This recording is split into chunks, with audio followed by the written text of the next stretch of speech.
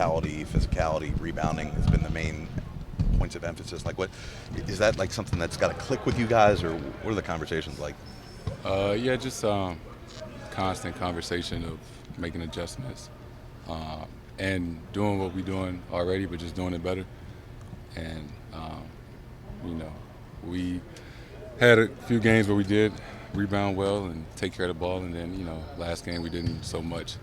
So obviously, in order for us to win, those areas we have to be really good in. Is there one voice, or is there a couple of guys? Is anybody like? What's the constant message about how to pick up that sense of urgency? Uh, I mean, we understand. Um, we got to give them credit, right? They played well last game. They made shots. They made big time plays.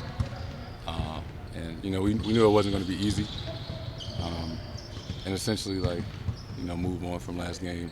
And we got a good opportunity tonight to get back on track. You told us this one's on me. What are your points of emphasis going into game 4? I think making more plays and better plays, right, for myself and for everybody else, and taking care of the ball a little bit more. When you look at the film, what jumps out to you about why Trey was able to kind of really have a good game in game 3, but not so much in games 1 and 2? I think our pickup points and our physicality, right.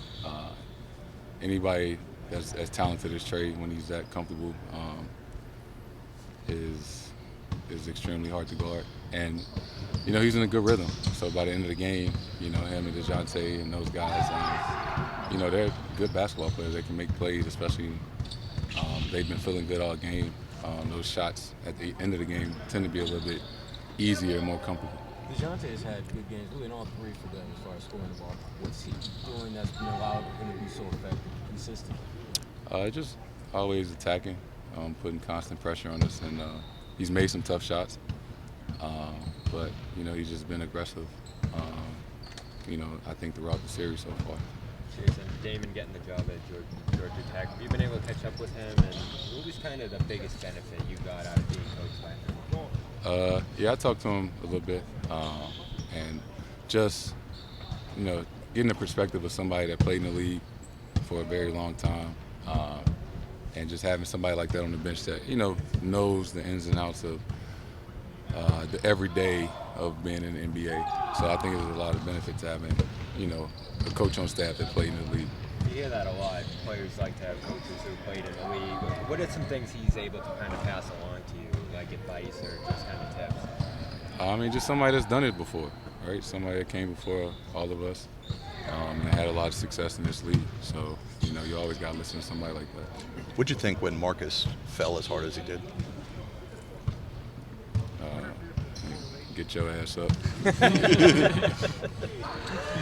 The fourth quarter, the ball kind of slipped out of your right hand a few times. Like on the shorts. Was there any issue there? Just nice play. Nah, yeah, I think my hands are just kind of wet. Jayson, you mentioned some of the little things that you guys do well in 23. Talked to some people from like the 14 Spurs, lost in the finals and then won it the next year. And that was basically their whole message the entire year. So, little things like instead of 0.5 to make a decision, let's make it 0.3. Just little tiny details. What are some of those things that you mentioned that you do well that are going to be the difference you would think between making the finals and winning? We've done a great job all season of playing well together on offense for majority of the year, right? We push the ball, get out in transition, pass up good shots to get great shots. I think, now since we're playing a little bit smaller, instead of like the double bigs, it's just we got to put more of emphasis on everybody rebounding. It's not just one person's job. Everybody has to. And live ball turnovers, in the NBA, those are just tough, right? Those always lead to transition and ones, threes. So I would say rebounding and just live ball turnovers. And then you yourself, personally, like just one loss in these playoffs and you're already examining your performance and sort of putting it on you. How much more are you going to do that? Sort of examine your performance, wanting to make sure that you don't make the same errors or mistakes last year? I mean, it's just the reality of it. Like I said, I get a lot of credit when we win, and